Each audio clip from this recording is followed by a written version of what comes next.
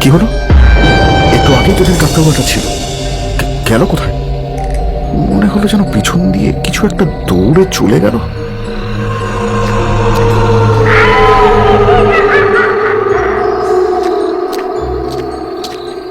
আরে মানব যে, হাট থেকে ফিরছিলি বুঝি? আর বলিস কেন ভাই, কিছু সর্ষের বীজ বিক্রি করতে গেছিলাম। এবারে চাষের যা হাল। হ্যাঁ, আর বলিস না রে, গত বছর কত সবজি হয়েছিল, আর এবারে দেখ একই পোকার উপদ্রব, তার উপরে পাখি তো রয়েছে। পাখির উপদ্রবে অতিষ্ঠ হয়ে সেদিন একটা কাকতারুয়া লাগিয়েছিলাম জমিতে, কিন্তু আজ সকালে দেখি সেটাও উধাও। কি কি বলছিস রে?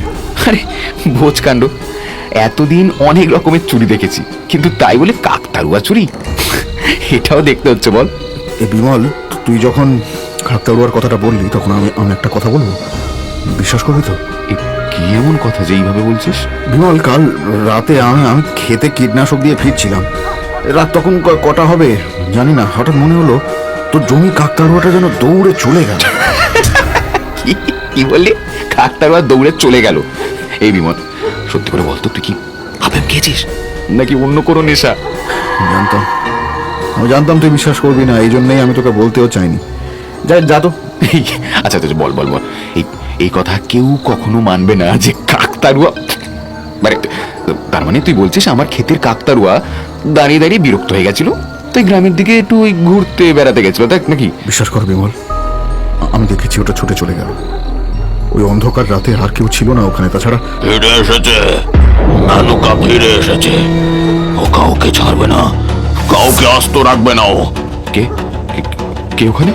মেনকা ফিরে এসেছে। আরে বাবারে, মেনকা ফিরে এসেছে। এই লোকটা তো ছুটে চলে গেল। আরে এইটা সেই পাগলটা না যে কয়েকদিন হলো গ্রামে এসেছে? হ্যাঁ রে, রাতের বেলা হারুর দোকানে শুয়ে থাকে, কিন্তু লোকটা লুকিয়ে আমাদের কথা শুনছিল কেন বলতো? আর কথা শুনে কি বললো বুঝলি? মেনকা বলে কারো নাম নিচ্ছিল, কিন্তু লোকটা এত ভয় পেয়ে পালিয়ে গেল কেন বলতো? ব্যাপারটা কি?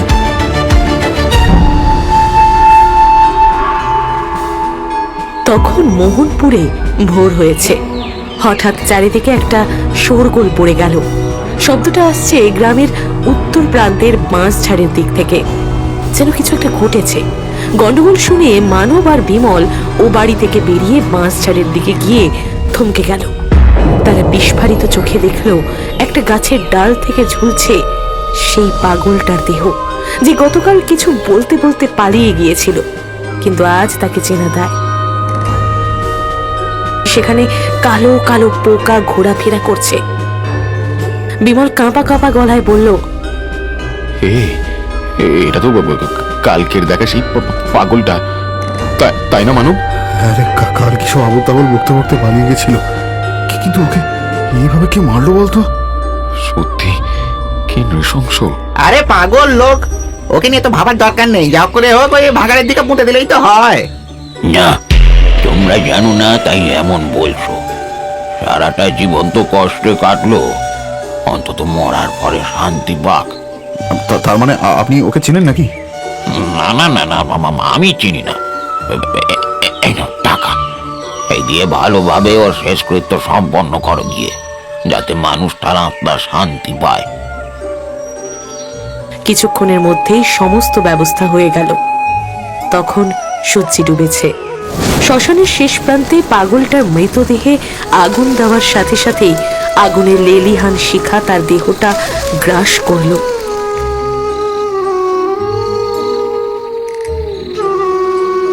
বিমল আর মানব তার কাছে গিয়ে বলল, আচ্ছা, যদি কিছু মনে না করেন আপনার পরিচয়টা জানতে পারি?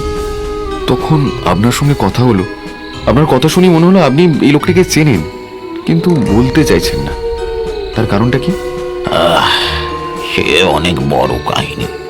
এই মুহূর্তে ওই চিতায় যে দেহটি জ্বলছে, সে ছিল এই মোহনপুরের জমিদার রুদ্রনারায়ণের একমাত্র পুত্র গৌরব নারায়ণ। কি বলছেন কি আপনি? এই পাগলটা জমিদারের ছেলে? এটা কি করে সম্ভব? আর জমিদার প্রথা তো এখানে বহুদিন আগেই উঠে গেছে। এই ঘটনা তো বহু বছর আগে, তখন আমার বয়স 17-18 হবে। তখন আমাদের মোহনপুরের জমিদার ছিলেন রুদ্রনারায়ণ চৌধুরী।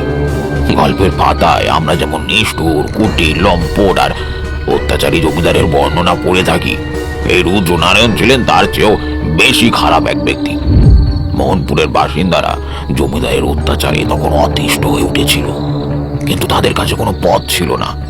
অধিক মাত্রায় জমির খাজনা আদায় হোক বা গ্রামের গরিব চাষিদের বাড়ি থেকে বলপূর্বক যুবতী মেয়েদের প্রতি রুদ্রনারায়ণ ছিলেন একেবারে সিদ্ধহস্ত। আর তার ছেলে গৌরব? সে বাপের মতো দুশ্চরিত্র না হলেও বাবার হাতের পুতুল ছিল, তার কোনো কথাই চলতো না। জমিদার গিন্নি মারা গেছেন বেশ কিছু বছর আগে। সেই সময় আমি লাঠিয়ালের কাজ পেয়ে জমিদার বাড়িতে ঢুকেছি। আমার স্পষ্ট মনে আছে, সময়টা ছিল আশ্বিন মাস। চারিদিকে তখন মায়ের আগমনের প্রতীক্ষা। ঠিক সেই সময় একদিন জমিদার মশাই তার বৈঠকখানে বসে মদ্যপান করছেন। ঠিক সেই সময় একজন বৃদ্ধা তার যুবতী মেয়েকে নিয়ে জমিদারের পায়ের কাছে এসে লুটিয়ে পড়লেন। জমিদার বাবু, দোহাই দোহাই আপনার, আপনি আমাদের বাপ মা, দয়া করুন এই বুড়ির ওপরে। কে? এই, তুই কে রে? আর কি চাই এখানে? দেখছিস না এখানে জরুরি আলোচনা চলছে। জমিদার বাবু, আমার মেয়েটার উপরে দয়া করুন।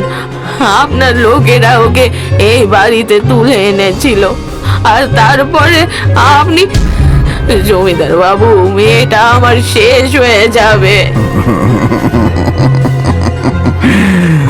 আচ্ছা, এই ব্যাপার। তা এতে আবার এখানে আসার কি আছে? তোর মেয়ের তো সৌভাগ্য রে, যে জমিদার রুদ্রনারায়ণ চৌধুরী তোর মেয়েকে স্পর্শ করে ওকে অসুচি করেছে। শুধু তোর মেয়ের কেন, এ তো তোর 14 গোষ্ঠীর সৌভাগ্য রে বুড়ি। জমিদার বাবু, আমার মেয়েটা অবিবাহিত, মেয়েটা গেছে। কি করে আমরা গ্রামে থাকবো বলতে পারেন? চুপ! এমন একা কান্না খাচ্ছে যেন কি না কি হয়ে গেছে। এই জন্য এখানে আসার কি দরকার? যা যা বলছি। জমিদার বাবু, দাইমা বলেছেন 4 মাস পেরিয়ে গেছে, আর কিছু করা যাবে না। আমি আপনার কাছে হাত জোর করছি, পায়ে পড়ছি, আমার মেয়েটাকে আপনি স্বীকৃতি দিন। ও আপনার দাসী হয়ে থাকবে। বৃদ্ধার কথা শেষ হওয়ার আগেই জমিদারের ধৈর্যচ্যুতি ঘটল। তিনি বৃদ্ধাকে সজোরে এক লাথি মারলেন, আর বৃদ্ধা ছিটকে পড়ল দূরে।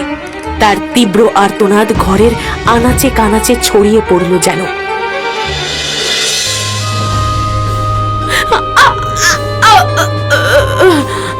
মা, মা, তোমার কি হলো? ওঠো ওঠো মা। আমি বলেছিলাম, আমি তোমাকে বারবার বারণ করেছিলাম এখানে আসতে, কিন্তু তুমি শুনলে না। আমাদের মতো গরিবদের এখানে কোনো জায়গা নেই মা। মেনকা, মেনকা, এবারে কি করব? এই মুখ নিয়ে কিভাবে বাঁচবো বলতে পারিস? আমরা কেন মুখ লুকিয়ে বাঁচবো মা? এটা আমাদের কি দোষ বলো তো? যে এই কাজ করেছেন, মুখ তার লুকোনো উচিত। কেউ জিজ্ঞেস করলে তাকে এটাই বলবো যে এই সন্তান জমিদার বাবুর। চলো মা, চলো। সর্বনাশ! এমনিতে তো গ্রামের লোক আমার কুকীর্তির কথা জানে, এখন যদি এই মেয়েটা ওই বাচ্চাটাকে জন্ম দেয় তো লোকজন আরো সুযোগ পেয়ে যাবে। এটাকে সমূলে নাশ করতে হবে। ইস, আপনার খুব লেগেছে বুঝি। উঠুন উঠুন, আস্তে আস্তে উঠুন। কি করবো বলুন তো, আসলে সারাদিন জমিদারির এত কাজে ব্যস্ত থাকি যে কখন মাথাটা গরম হয়ে যায় বুঝতে পারি না। কিছু মনে করবেন না। আমি ঠিক আছে জমিদার বাবু। বেশ বেশ বেশ বেশ। দেখুন, আমি অনেক ভেবে দেখলাম, বুঝলেন, আপনার মেয়ের পেটে আমার সন্তানই রয়েছে। হাজার হোক, আমিও তো একজন বাবা, আর আমি চাই না ওই বাচ্চার কোনো ক্ষতি হোক। আপনি তাহলে আমার মেয়েকে স্বীকৃতি দেবেন জমিদার বাবু? হে রাধা মাধব, তুমি আছো? রাধা মাধব নিশ্চয়ই আছেন। হাজার হোক, ও আমার সন্তানের মা হতে চলেছে। আপনি একটা কাজ করুন, আপনি বরং ওকে এখানে রেখে যান। এখানে ভালো ডাক্তার বদ্যি রয়েছেন, ও ভালো করে পরীক্ষা করুক। হ্যাঁ, তারপরে না হয় ওকে নিয়ে চলে যাবেন। জমিদার বাবু, আপনি আপনি আমাকে বাঁচালেন। ও ও এখানে থাকুক, আমি এসে ওকে পরে নিয়ে যাব। দয়া, অশেষ দয়া আপনার। কিন্তু মা, তুই সাবধানে থাকিস মা, আমি আসবো, আবার আসবো আমি। সেদিন দরজায় দাঁড়িয়ে সমস্ত ঘটনা আমি নিজের চোখে দেখেছিলাম। জমিদার যে কতটা নির্লজ্জ আর শয়তান সেটা আমরা সকলেই জানতাম, কিন্তু হঠাৎ করে তার এমন আচরণ আমায় ভীষণ অবাক করে দিল। আমি তখনও বুঝিনি এর আড়ালে এত বড় ষড়যন্ত্র লুকিয়ে রয়েছে। কি ষড়যন্ত্র? আর মেনকার মা, তিনি কি আবার এসেছিলেন? সেদিন দেখি সেই বৃদ্ধা কাঁদো কাঁদো মুখে জমিদার বাড়ির দরজায় দাঁড়িয়ে একের পর এক ব্যক্তিকে অনুরোধ করছেন, আর সকলেই তাকে দুধছাই করে তাড়িয়ে দিচ্ছে। বাবা, একটিবার জমিদার বাবুকে ডেকে দাও। উনি বলেছিলেন আমার মেয়ে মেনকাকে আমার সাথে পাঠিয়ে দেবেন। আজকে 1 সপ্তাহ হয়ে গেল মেয়েটা এখানে রয়েছে।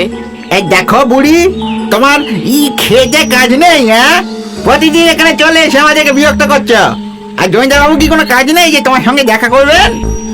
বাবা, আমার মেয়েটা এখানে রয়েছে, আমি একটিবার ওর সাথে দেখা করব।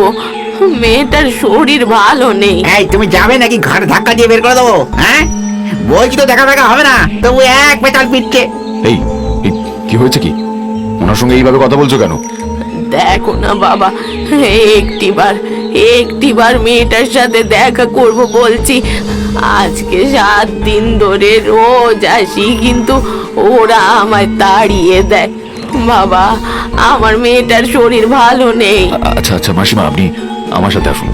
দেখে তো মনে হচ্ছে আপনার খাওয়া হয়নি। আসুন, আপনি আমার সঙ্গে আসুন।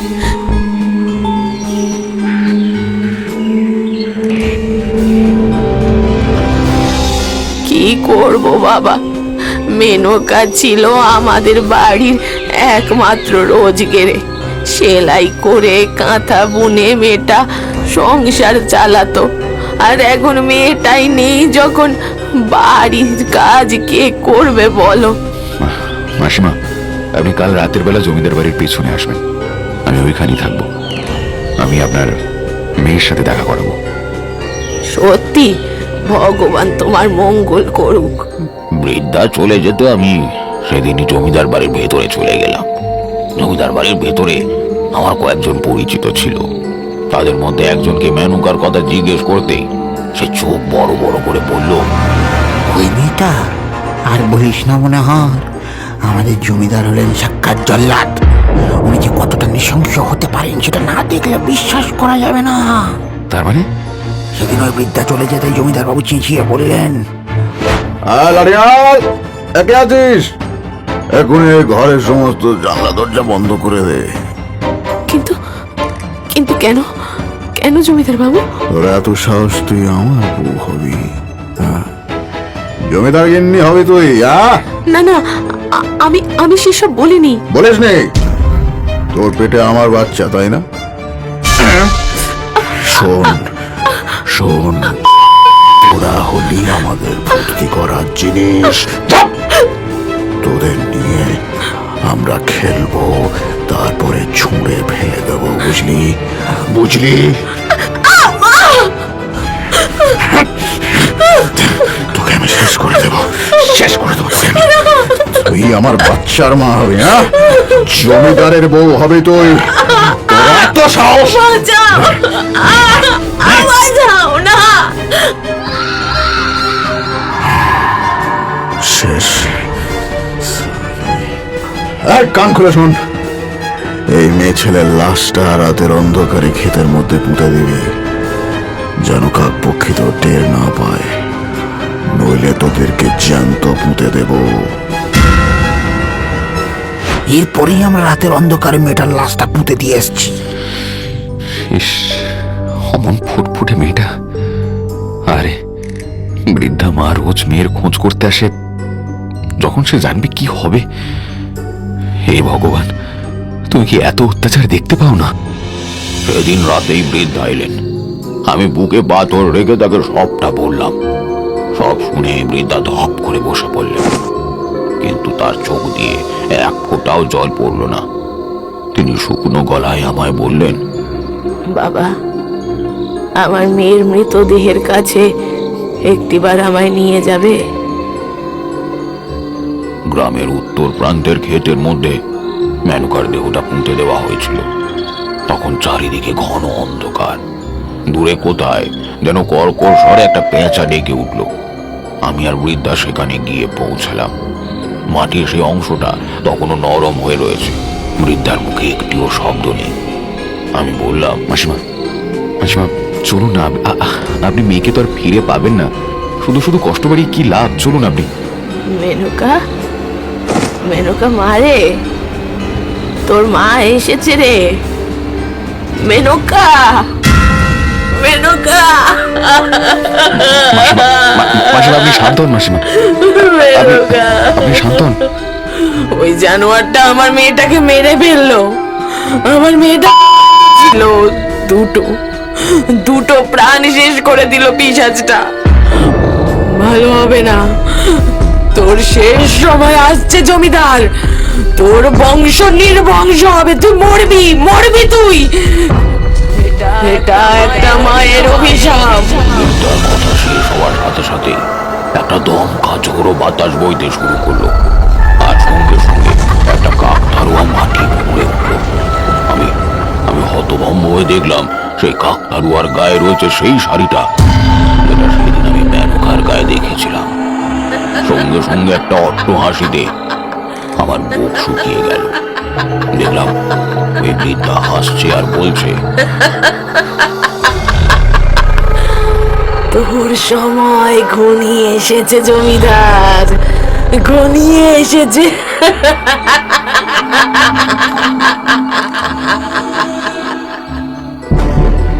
এসব কি শুরু করেছো তুমি বলো তো?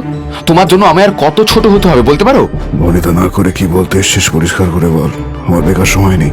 হ্যাঁ, নিজের ছেলের সাথে দুটো কথা বলার সময় নেই, কিন্তু মেয়ে বউ এমনকি দাসীগুলোর সঙ্গে নোংরামি করার সময় আছে। নিজের সীমা লঙ্ঘন করো না। সীমা? সীমা আমি লঙ্ঘন করেছি? আর তুমি জানো যে মেনকার মা যে তার মেয়েকে নিয়ে এখানে এসেছিল সে আত্মহত্যা করেছে। প্রজারা সকলে তোমার দিকে আঙুল তুলছে। তুমি আমার জন্য এমন একটা জমিদারি ছেড়ে যাবে বাবা? গৌরব, প্রজারা কি বললো তাতে আমার কিচ্ছু আসে যায় না, কিচ্ছু না। লোকের অনেক রকম নেশা থাকে, আমার মেয়ে ছেলের নেশা হয়েছে। এতে ক্ষতি কি?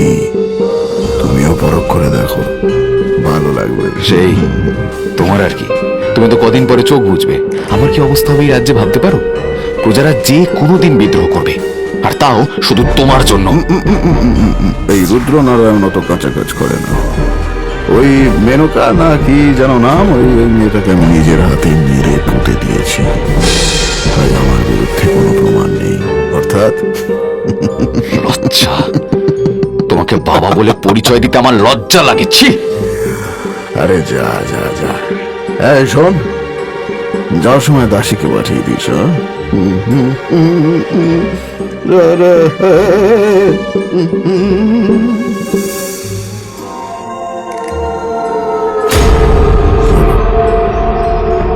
মনে হলো ঘরের মধ্যে কেউ দাঁড়িয়ে রয়েছে।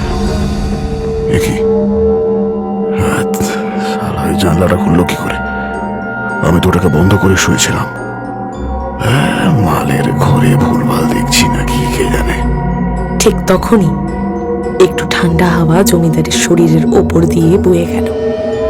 জমিদারের মনে হলো তার ঘাড়ের কাছে কেউ যেন ঠান্ডা নিঃশ্বাস ফেলছে।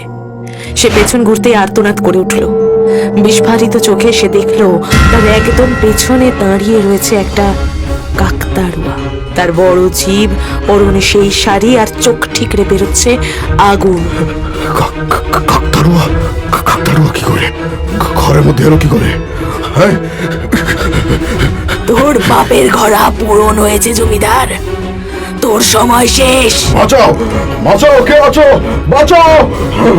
যত জোরে চাস চিৎকার করে নে, কিন্তু তোর গলা এই ঘরের বাইরে যাবে না জমিদার। অনেক অত্যাচার করেছিস, এবার তোর কাল এসেছে। ভুল হয়ে গেছে, আমাকে ক্ষমা করে দাও, আমাকে ক্ষমা করে দাও। মুহূর্তের মধ্যে কাকতাড়ুয়ার একটা হাত এসে চেপে ধরলো জমিদারের গলা। তার চোখ ঠিকরে বেরিয়ে এলো, মুখ দিয়ে বেরোতে শুরু করলো রক্ত।